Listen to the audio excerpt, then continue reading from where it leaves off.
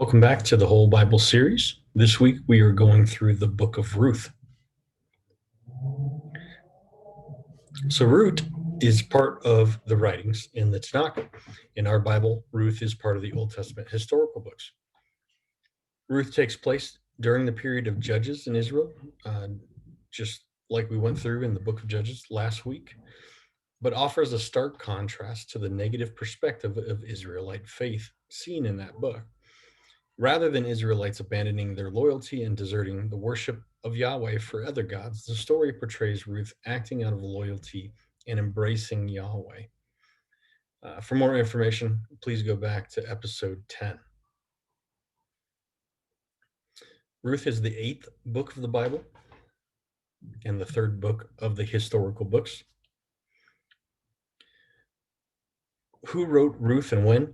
So Hebrew tradition holds that Ruth was written by Samuel during his time as high priest. However, the text gives us no clue as to who the author is. However, because it speaks in the book of the lineage of David and establishes his kingship there, Samuel is likely not the final author or the person who touched the book last. He may have written it originally and it was touched later by an editor, but Samuel would not have been the author of the final version. Again, for more information on who wrote the historical books, go back to episode 10, Introduction to the Historical Books. So the Book of Ruth is broken up into 4 sections, which breaks up nicely by chapter. Where we left off in the end of Judges, the Israelites had failed to follow the commands of Yahweh. They had gone back and forth, and so they were in this cycle of turning their backs on Yahweh and then God punishing them or allowing them to be punished by taking his hand of blessing away, and then they would come back crawling back to him begging for forgiveness again, and God would come and intervene. And so this is where it's going, is this cycle has just been going on and on.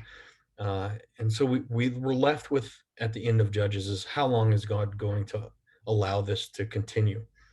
And so that's where we're at here. So Ruth takes place approximately around 1120. We ended the book of Judges approximately around 1150 BC. Ruth then would take place a short time after that, but about 120 years before David becomes king. So we'll start with the first section of Ruth. Chapter 1. In the days when the judges ruled, and there was a famine in the land, and a man of Bethlehem in Judah went to sojourn in the country of Moab. We're well familiar with Moab, and so we have here on the left a map that shows the route that they probably would have taken to get into Moab. Continuing on, verse 1. He and his wife and his 2 sons. The name of the man was Elimelech, and the name of his wife Naomi. And the names of his 2 sons were Mahlon and Chilion. They were Ephrathites from Bethlehem in Judah. They went into the country of Moab and remained there. But Elimelech, the husband of Naomi, died, and she was left there with her 2 sons. These took Moabite wives. The name of one was Orpah, and the name of the other Ruth. They lived there about 10 years, and Mahlon and Chilion died, so that the woman was left without her 2 sons and her husband. So I've highlighted Orpah here just because it's an interesting note for you guys.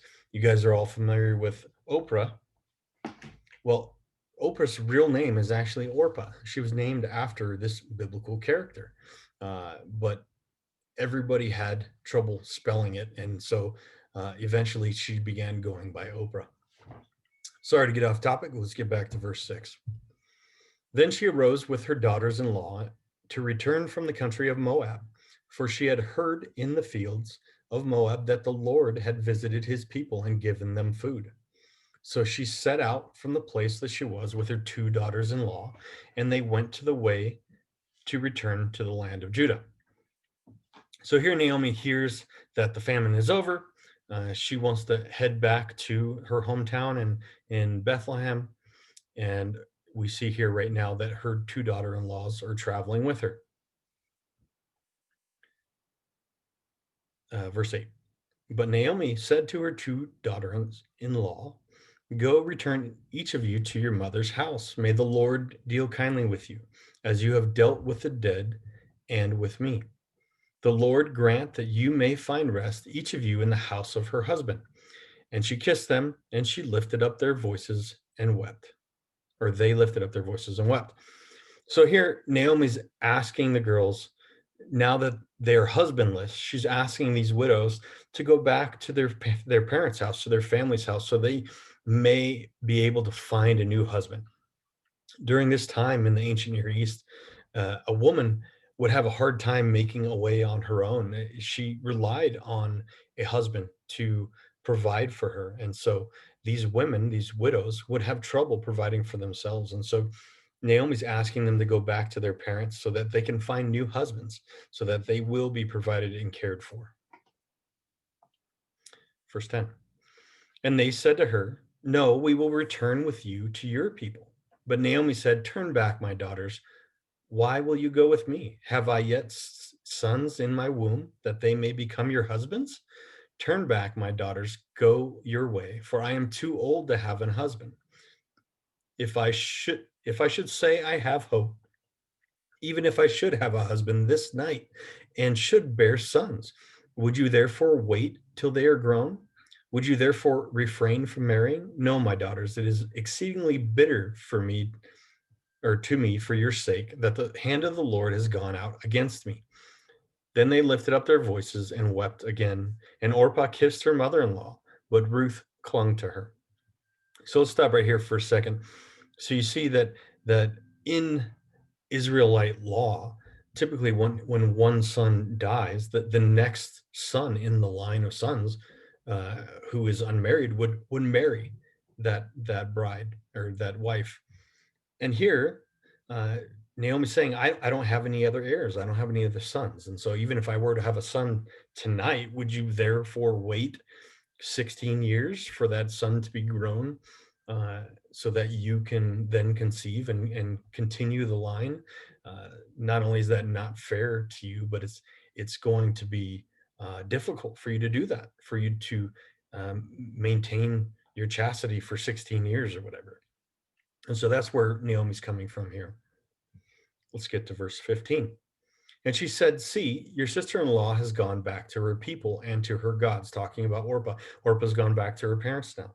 And she's telling Ruth, do the same. Go back to your family and to your familial gods, the gods that your nation worships, the nation of Moab. Go back to your own gods and return after your sister-in-law. But Ruth said, do not urge me to leave you or to return from following you. For where you go, I will go, and where you lodge, I will lodge. Your people shall be my people, and your God, my God. When you die, I will die, and there I will be buried. May the Lord do so to me, and more, also, if anything but death parts me from you. And when Naomi saw that she was determined to go with her, she said no more.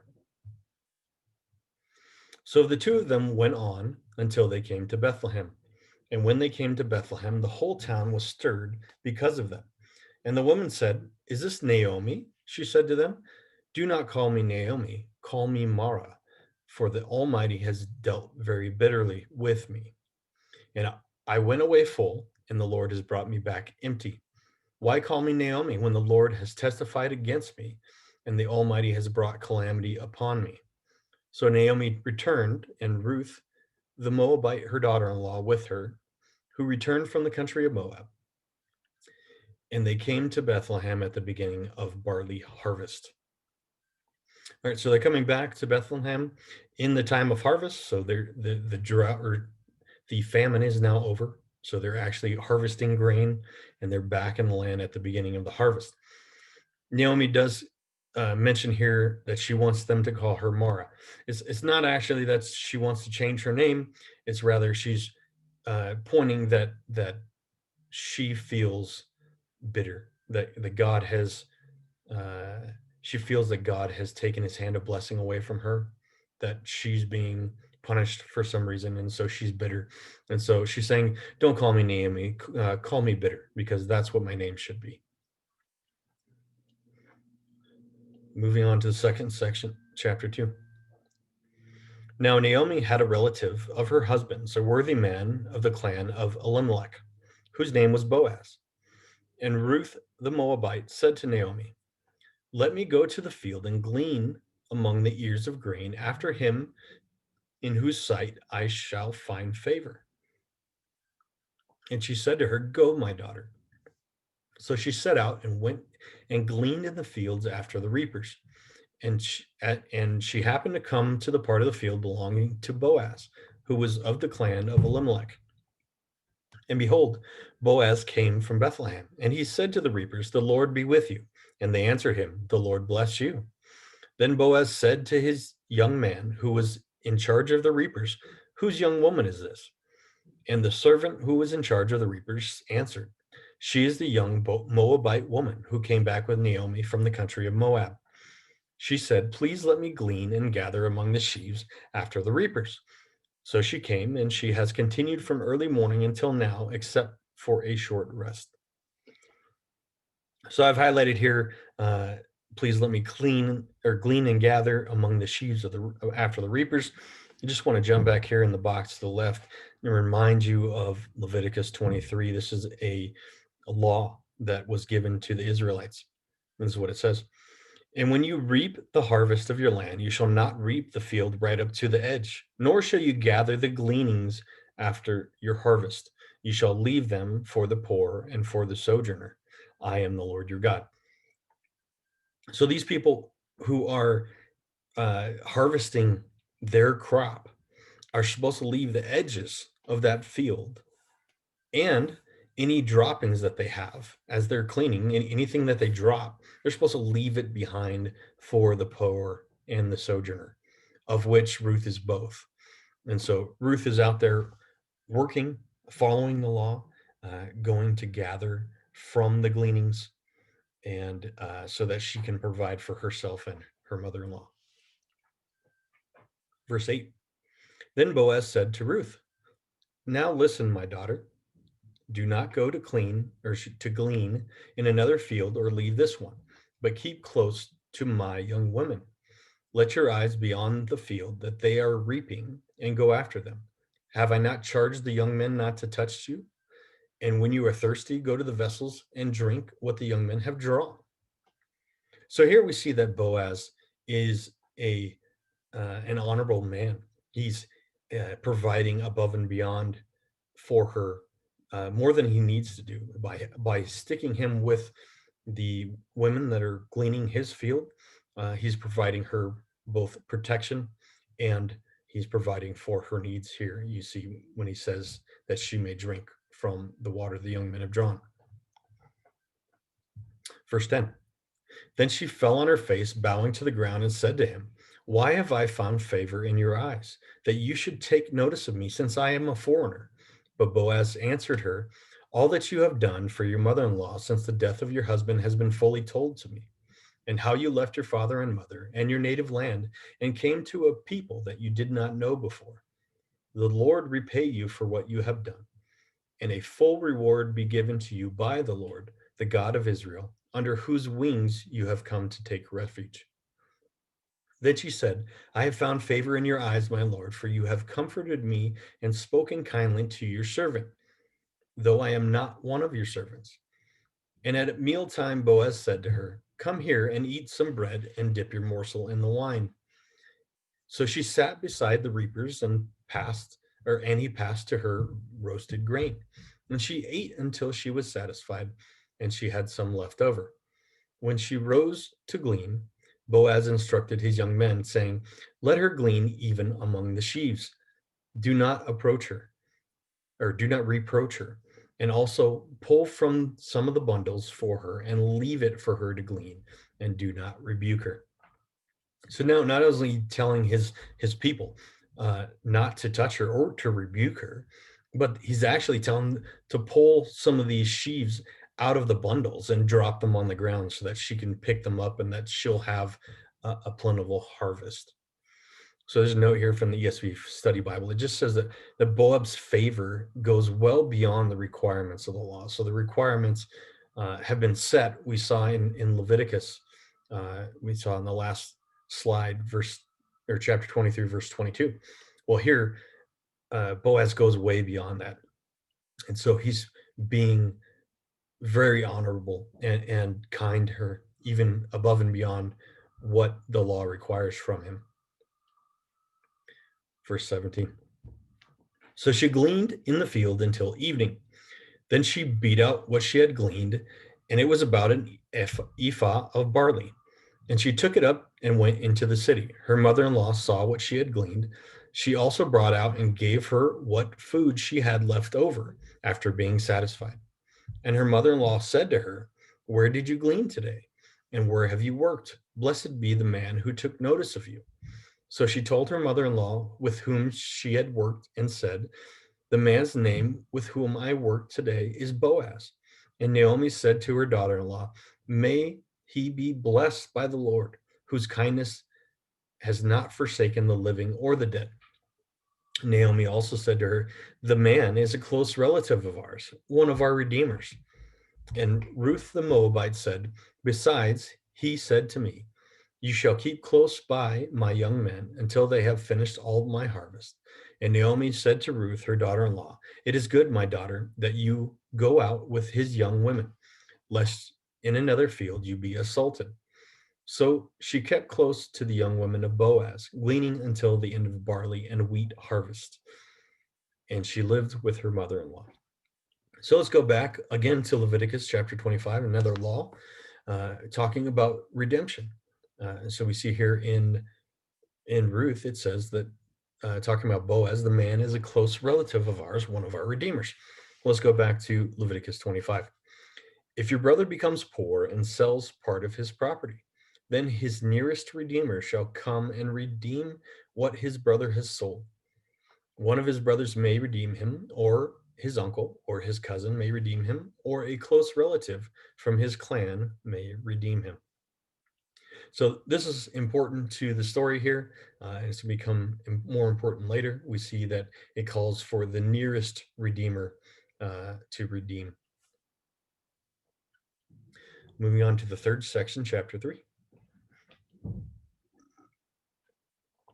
Verse 1. Then Naomi, her mother-in-law, said to her, "My daughter, should I not seek rest for you, that it may be well with you? Is not Boaz our relative, with whose young woman you were? See, he is winnowing barley tonight at the threshing floor. Wash therefore and anoint yourself, and put on your cloak, and go down to the threshing floor. But do not make yourself known to the man until he has finished eating and drinking." So here, Naomi's telling Ruth to make herself presentable, to clean herself up and make herself look presentable, and to go down to meet Boaz. But there's a little bit more involved. Let's look at verse 4. So you're going to wait until he finished eating and drinking. Verse 4, but when he lies down, observe the place where he lies. Then go and uncover his feet and lie down, and he will tell you what to do. And she replied, all that you say, I will do. Okay, we're going to pause here for a minute. It may not seem like anything is going on in the passage. So it seems that she is supposed to wait for him to fall asleep. Then she's going to take the blanket off of his feet and lay down and then follow his instructions. But there's more to it than that. So to uncover one's feet in Hebrew it's an idiom. It's actually a euphemism. So if you see here in the box, the Hebrew euphemism to uncover the feet is a sexual expression. However, but in this context, in light of the honorable character of Boaz and Ruth, it is clear that she is simply making herself available for marriage. So I want you to see here is in the Old Testament, the Hebrew in many places, the word uncover actually appears 50 times or more in the Old Testament. And uh, well over 80% of those times, or close to 80% of those times, it's done in a sexual connotation. It's meant sexually. And what you will usually see is to uncover one's nakedness. So if it says not to uncover the nakedness of your father, for instance, that would mean that you would it would belie a sexual act. Okay, so if you were to uncover one's nakedness, that would basically mean that you would have sex with them. Okay, but here it says to uncover the feet. The feet is another expression in Hebrew that can be used for the feet, but is often also used for male genitals. And so here, the idiom is clear that she is to go and to uncover his genitals and then to lie down at his feet. So because of the context here, what we see is that she's been told by Naomi to expose him while he's sleeping and then to lay down at his feet. So to be in a submissive position at his feet. And therefore, by doing that and not taking advantage of him, she is proposing marriage to him. And so this is what Naomi has told her to do. So let's continue on. Verse 6. So she, talking about Ruth, went down to the threshing floor and did just as her mother in law had commanded her. And when Boaz had eaten and drunk, and his heart was merry, he went to lie down at the end of the heap grain. Then she came softly and uncovered his feet and lay down. So again, she's exposed him here and then laid down. At midnight, the man was startled and turned over, and behold, a woman lay at his feet. He said, "Who are you?" And she answered, "I am Ruth, your servant. Spread your wings over your servant, for you are a redeemer." Let's pause there for a second. So again, she exposes him, and he wakes up startled at midnight. Well, if you woke up and there was a blanket missing from your feet, you probably wouldn't be startled. But here he finds himself exposed and is startled and then finds a woman laying at his feet. So, verse 9, she's asking for him to redeem her. She's basically proposing to him. On to verse 10. And he said, "May you be blessed by the Lord, my daughter. You have made this last kindness greater than the first, in that you have not gone after young men, whether rich or poor."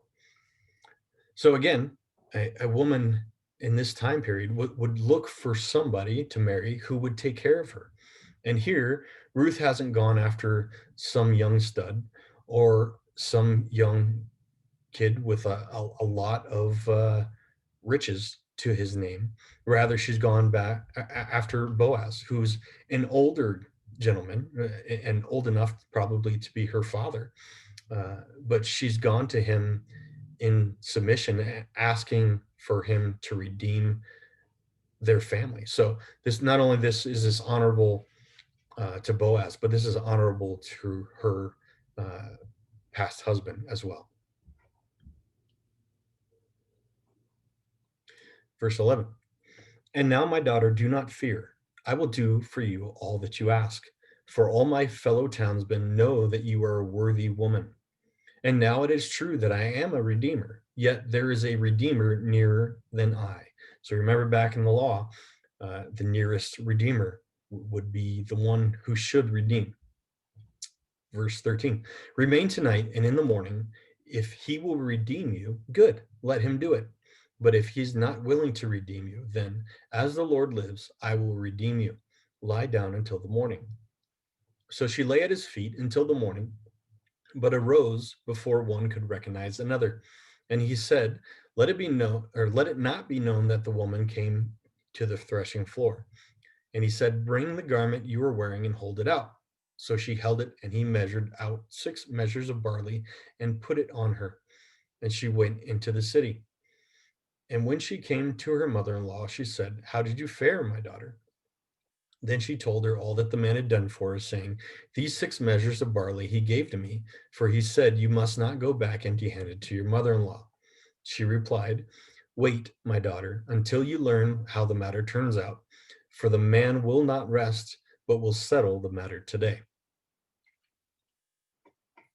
On to the 4th section, chapter 4. Now Boaz had gone up to the gate and sat down there. So at the main entry, the main gate to the city is where business was conducted. So that's where Boaz is going here. And behold, the Redeemer of whom Boaz had spoken came by. And Boaz said, "Turn aside, friend, sit down here." And he turned aside and sat down. And he took 10 men of the elders of the city and said, "Sit down here." So they sat down.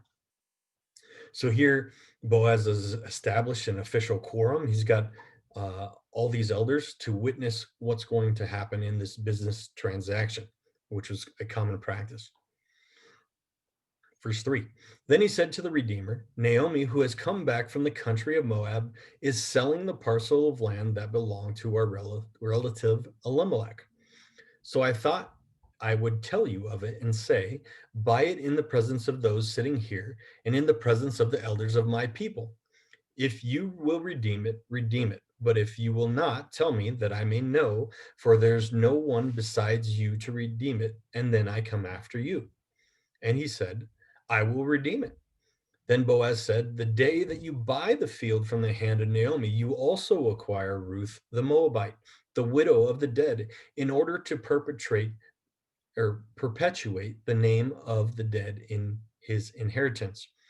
Then the Redeemer said, "I cannot redeem it for myself, lest I impair my own inheritance.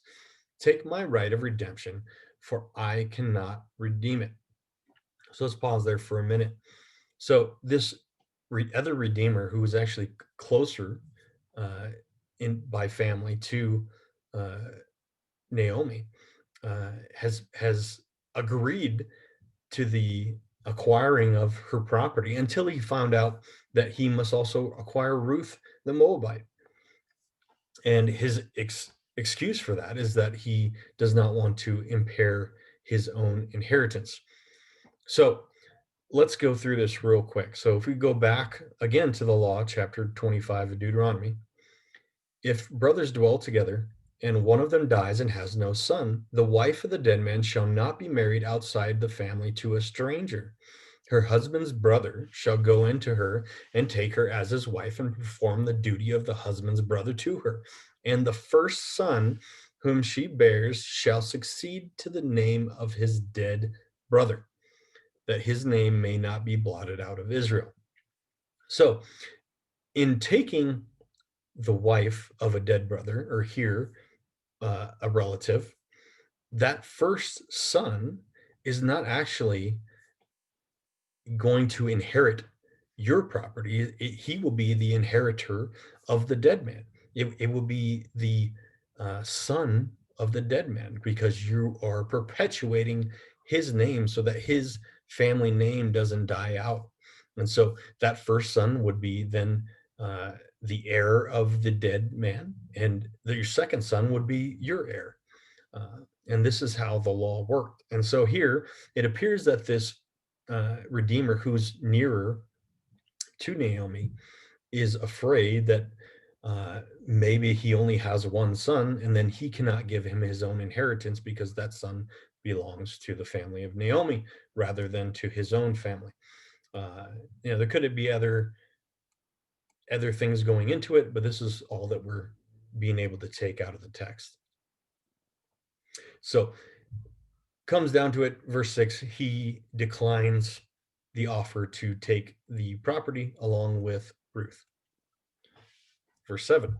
Now this was the custom in former times in Israel concerning redeeming and exchanging. To confirm a transaction, the one drew off his sandal and gave it to the other, and this was the manner of attesting in Israel. So when the Redeemer said to Boaz, "Buy it for yourself," he drew off his sandal. Then Boaz said to the elders and to all the people, You are witnesses this day that I have bought from the hand of Naomi all that belonged to Elimelech, and all that belonged to Chilion and Mahlon. Also Ruth the Moabite, the widow of Mahlon, I have bought to be my wife, to perpetuate the name of the dead in his inheritance, that the name of the dead may not be cut off from among his brothers, and from the gate of his native place. You are witnesses this day. Then all the people who were at the gate and all the elders said, We are witnesses. May the Lord make the woman who is coming into your house like Rachel and Leah, who together built up the house of Israel.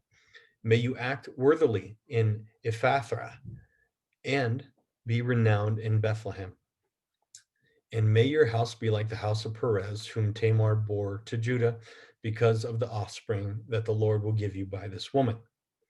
So Boaz took Ruth, and she became his wife.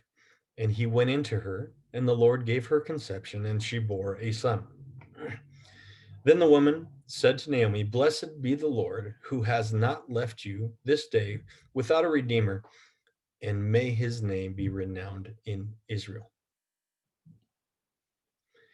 He shall be a restorer of life and a nourisher of your old age, for your daughter-in-law who loves you, who is more to you than 7 sons, has given birth to him. Then Naomi took the child and laid him on her lap and became his nurse. And the woman of the neighborhood gave him a name, saying, A son has been born to Naomi. They named him Obed. He was the father of Jesse, the father of David. Now these are the generations of Perez. Perez fathered Hezron. Hezron fathered Ram. Ram fathered Amminadab.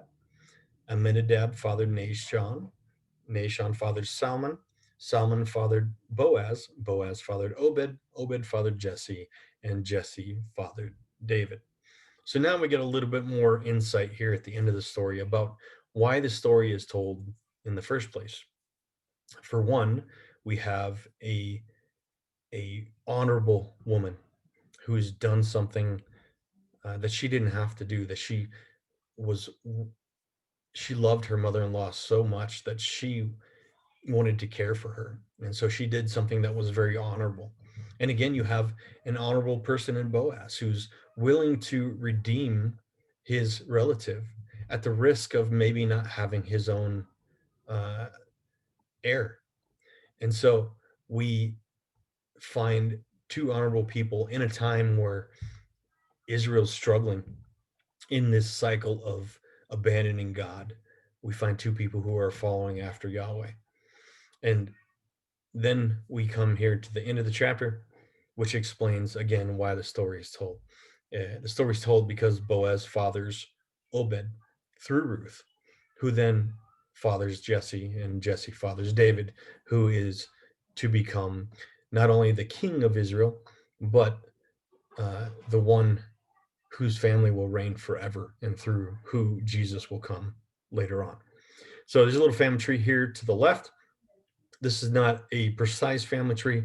This is skipping generations, but we see that both Abraham and his nephew Lot feature in here. Remember, Moab comes from Lot, Ruth comes from Moab, so that's how we get there. Abraham has Isaac, who has Jacob, who has Judah. Then Judah ends up fathering Perez. Perez ends up fathering Boaz, even though we're skipping generations here. And then Boaz and Ruth together bring out the line of Obed from the family of Judah. So hopefully that helps you understand why the book was included and why it was written and recorded. So here we come to the end of the book, and we're going to end the same way we ended Judges. They're ending approximately around the same time. There are a couple more judges to come, which we'll get into next week when we get to 1 Samuel. But again, Israel is in the middle of these cycles. And so we're left to wonder whether God will continue to let these cycles happen, or if he's going to do something else radical to end the cycles, or to break off his portion of the covenant because Israel is failing to keep their end of it. So if you have any questions, we'd love to hear them. Go ahead and comment down below, or look forward to discussing with you. Thank you very much for joining us and have a great night.